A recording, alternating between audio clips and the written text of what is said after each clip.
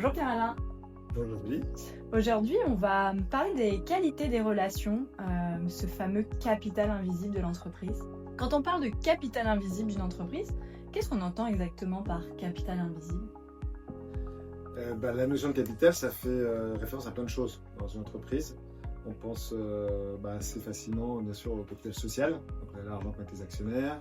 On peut avoir un capital en termes industriels, on peut avoir des machines, des bâtiments ou autres. Et puis, il y a des choses qui sont moins visibles. Par exemple, un savoir-faire, c'est pas forcément quelque chose de palpable. Et donc les relations, ça fait partie de ça. Ça fait partie de ces notions qui sont pas visibles dans l'entreprise et qui ont bien pourtant un impact au niveau même de l'organisation. Et souvent, cette qualité des relations, on entend souvent qu'elle est négligée, alors qu'elle est plutôt déterminante dans la performance de l'entreprise. Ouais, déterminante, parce que je pense que c'est vraiment essentiel. C'est ce qui va faire au final vraiment sûrement la qualité de la performance de l'entreprise. Parce qu'une entreprise, au final, c'est une succession de savoir-faire, de compétences, de personnes. Habituellement, dans une entreprise, des personnes sont compétentes. Si elles ne le sont pas, on peut toujours les former. Et puis si on n'y arrive pas, il y a d'autres solutions pour faire rentrer justement des personnes compétentes. Et donc, cette succession de personnes compétentes, c'est souvent pas suffisant. Parce que c'est un collectif. Et donc, ce qui va faire la force ou la faiblesse, ça va être justement la façon d'interagir entre eux. Les liens, les manières de communiquer, d'être en relation. Et donc, si c'est fluide, super, ça va plutôt bien se passer. Et donc, il y a une bonne performance. Et au contraire, s'il commence à y avoir des nœuds, des tensions, des conflits, ça va devenir beaucoup plus complexe. Donc c'est vraiment cette qualité des relations qui va impacter, même peut-être au quotidien, la santé mentale ou la santé émotionnelle des collaborateurs qui ne vont pas pouvoir performer. Aussi, c'est vrai qu'il n'y a pas que la performance, on va dire, de rentabilité, la productivité, la performance de l'entreprise au niveau de ce qu'elle délivre, mais il y a également ce qu'elle produit en termes d'humain. Et effectivement, ça va se traduire par des sujets de santé, de bien-être et dans les situations les plus difficiles, du burn-out. Ouais. Tu as déjà, toi, observé un lien concret, par exemple, entre les relations de travail qui sont saines et une baisse d'absentéisme ou alors des chiffres en lien avec le burn-out, justement, par rapport à la qualité, la qualité et le lien concret dans ces relations de travail? Le burn-out, en fait, il y a pas mal d'études qui le montrent, ça. C'est que c'est intimement lié à la qualité de la relation entre le collaborateur qui est en burn-out et la relation managériale. Et donc un collaborateur qui est reconnu, respecté, écouté, pris en considération, ça va être une personne qui va être moins sensible au burn-out. En revanche, quand tout ça s'est coupé, quand il n'y a pas justement ce lien humain, cette façon de considérer l'être humain qui est présent, c'est pas juste un savoir-faire, c'est pas une machine, c'est pas une liste de compétences. C'est pas un process. C'est pas un process, et clairement. Et donc dans ce cadre-là, il y a le risque de ne pas le considérer comme un être humain. Et effectivement, ça augmente les risques alors ça peut être du burn-out, mais ça peut être une autre forme il y a l'absentéisme, mais c'est même une forme de désengagement. On voit moins, on en parle beaucoup de ce désengagement silencieux. Ça va nuire à la performance et puis bien sûr à l'état de santé du collaborateur. Et selon toi, comment un dirigeant il peut contribuer à installer une culture relationnelle qui soutient finalement ce bien-être collectif? Qu'est-ce que tu pourrais nous dire sur cette contribution? Ce qui me vient en premier, c'est l'exemplarité. Comment il incarne finalement cette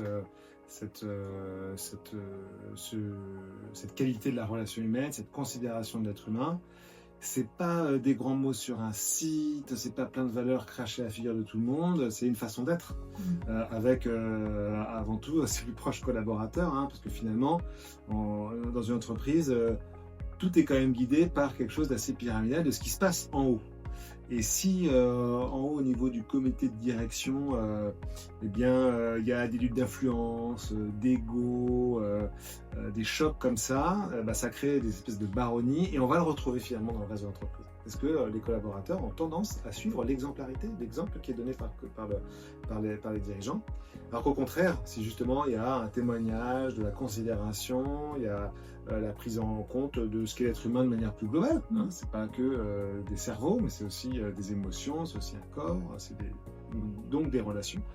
Et ben dans ce cadre-là, ça va aussi se traduire dans l'entreprise. Et donc, c'est la meilleure courroie de transmission, c'est ce qui se passe en haut au niveau du comité de direction. Ok, si ce dirigeant il doit créer ce climat de confiance, comment tu pourrais l'aider à développer vraiment ces environnements qui sont, comme ils sont très marqués par la compétition, la pression, comment on pourrait faire pour justement qu'ils créent ces espaces de relations de confiance? Alors, en fait, ça me fait beaucoup penser aux comparaisons qu'on fait souvent entre le monde du sport de haut niveau et le monde de l'entreprise. C'est un peu tarte à la crème, mais c'est souvent utilisé. Il y a bon escient d'ailleurs, parce que c'est quand même quelque chose dans lequel il y a des similarités, recherche de la performance dans les deux cas. Et en fait, il y a quand même quelque chose qui différencie beaucoup, je trouve. C'est que dans le monde de la compétition, dans le monde du sport, les athlètes, pour réussir à faire des grandes performances, eh bien, ils se reposent beaucoup. Ils ne font pas que de l'activité. En tout cas, il y a vraiment cette notion un peu de cycle. Il y a des temps qui sont là pour la compétition, il y a des temps qui sont là pour la préparation, la récupération, donc des temps de forme de pause en tout cas, qui ne sont pas tournés autour de la performance, qui ont pour but d'aller vers la performance, mais qui sont régénératifs. Des vraies bulles, quoi. C'est des espaces où justement on pourrait avoir de l'écoute, plus de communication, aller chercher vraiment ces ressources de régénération. Exactement. Et en fait, dans l'entreprise, ça existe peu, voire pas du tout. C'est-à-dire qu'il y a une recherche systématique de faire toujours plus que la veille. Et tant mieux, c'est ça qui pousse, ça amène de la performance, ça galvanise aussi, l'énergie, la motivation. Mais il faut aussi prendre en compte qu'il y a ces besoins aussi de régénération, et donc créer effectivement ces espaces, des endroits où on peut poser.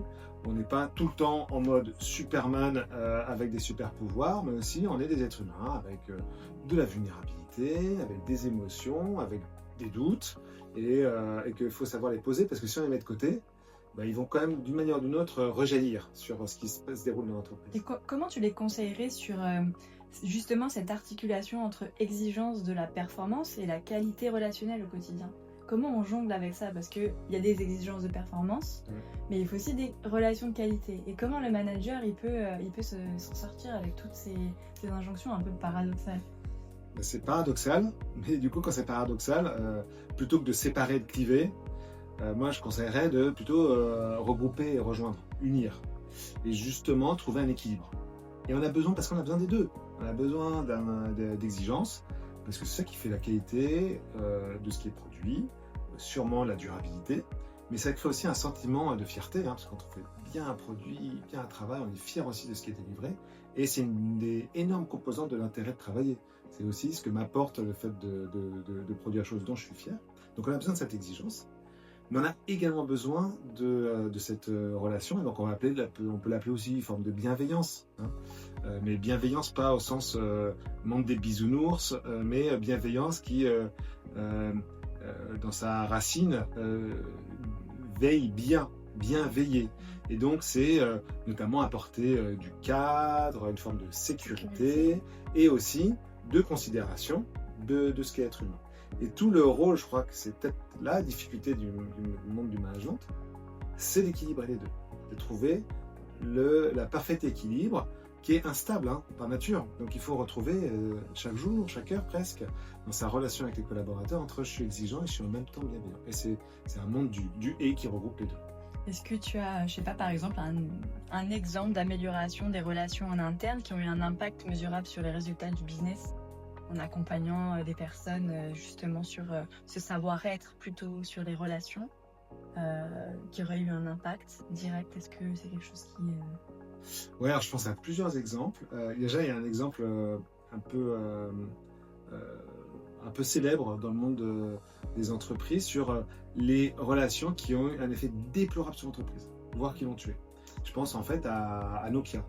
Nokia qui était le leader incontesté du téléphone portable. On avait le 3310 à l'époque, pour ceux qui ont connu ça. Donc bien avant les Apple, les Android. Et en fait, ils ont été complètement terrassés par l'arrivée de ces nouvelles technologies, avec le changement des habitudes et des pratiques. Et donc, dans les études qui ont été menées pour comprendre comment un mastodonte comme ça a pu complètement s'écrouler, c'est bien sûr une série de mauvais choix. Mais en fait, les mauvais choix, ils ont été beaucoup liés à la manière de manager, aux relations qui étaient existantes. Et une peur qui existait dans l'entreprise de véritablement de te dire la vérité en fait, de ce qui est en train de se dérouler. Il y a beaucoup de personnes qui faisaient partie du staff de Nokia qui savaient parfaitement que le mur dans lequel allait l'entreprise. Mais ils avaient peur. Ils avaient peur d'en parler. Ils avaient peur de le dire aux dirigeants. Ils avaient peur d'affronter les œillères qui étaient posées.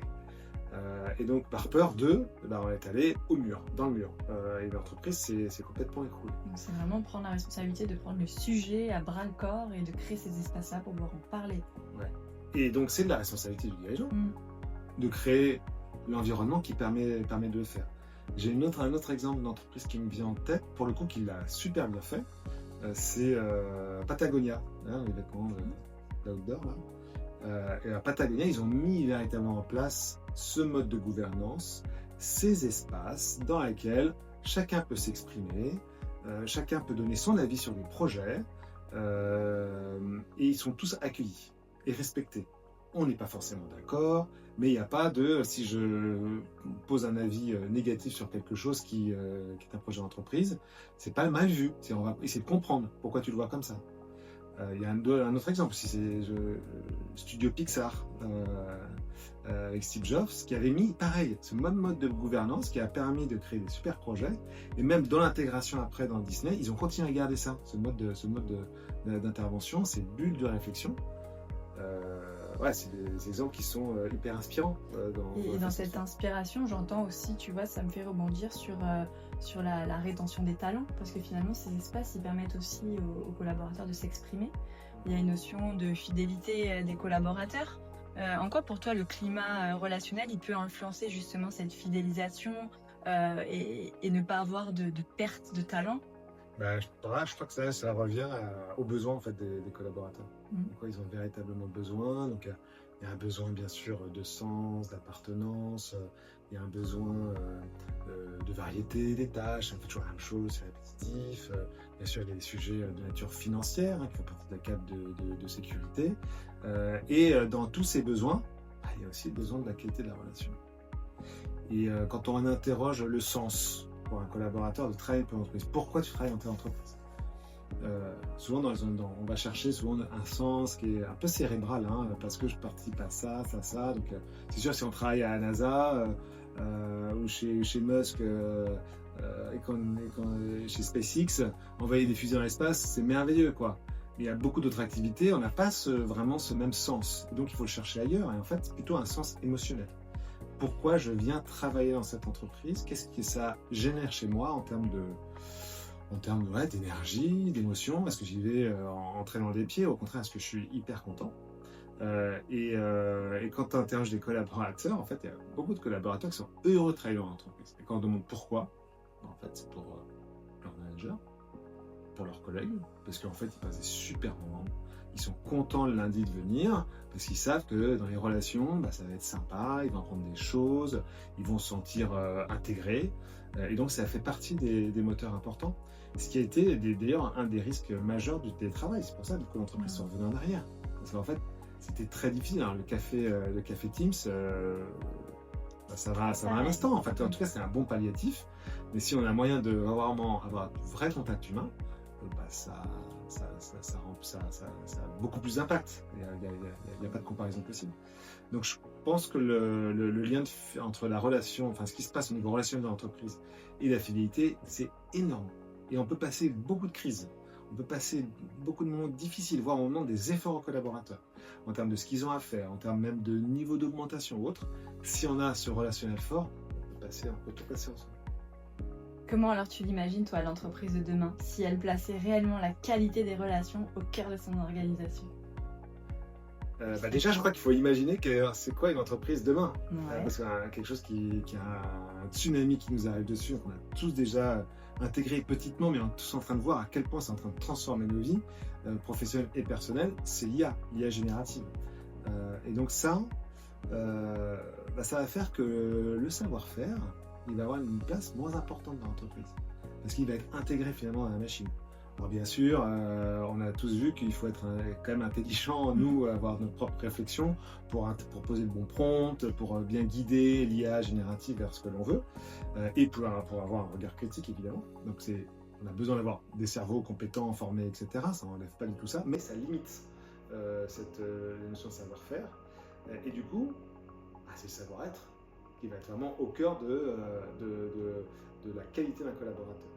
Et ce savoir-être, c'est notamment la capacité à interagir avec des êtres humains, à pouvoir développer des connexions, de la connivence, de la confiance, à la fois en interne, mais également avec ses clients. Parce que sinon, c'est une suite de robots qui discutent entre eux. Je ne vois pas trop ça comme un modèle d'entreprise. Tant que dans les entreprises, dans les êtres humains. Si après on a des entreprises sans êtres humains, là peut-être qu'on parlera des relations, non pas d'un point de vue uniquement entreprise, mais plutôt sociétal. Ça, je pense que c'est un beau sujet aussi. Et pour terminer, quel conseil tu donnerais à un dirigeant qui souhaite vraiment faire de ce capital invisible dont on vient de parler un vrai levier stratégique pour sa croissance, si tu devais lui donner un conseil? J'ai envie de dire, il faut oser. Il faut oser faire différemment. Il faut oser aller faire vivre des expériences à ses collaborateurs, à lui-même, en fait, aller se transformer, parce que ça passe par lui, en fait. Donc la bonne nouvelle, c'est que c'est possible, il n'y a pas de fatalité, même s'il y a une relation qui est dégradée ou pas à la hauteur, mais que ça passe par